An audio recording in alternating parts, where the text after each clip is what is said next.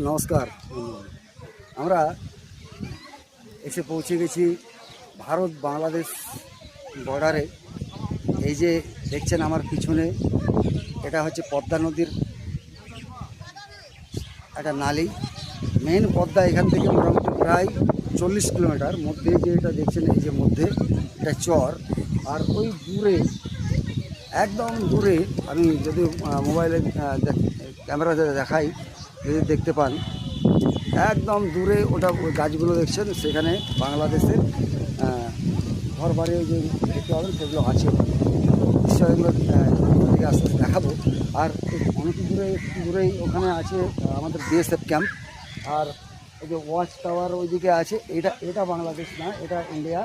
আর ওই দূরে যে দূরে নদীর টার নিয়েছে একটুকু এই সাইডে, ওখানে বাংলাদেশের যেগুলো দেখছেন ওইগুলো বাংলাদেশ। তো এটা ভারত, এটা বাংলাদেশ। থেকে দেখতে পাচ্ছেন ভারতের ফ্ল্যাগ দেওয়া নৌকো বা স্পিড বোট এগুলো আছে। এটা পদ্মা নদী, যে তার একটা নালী চলে এসছে এখানে।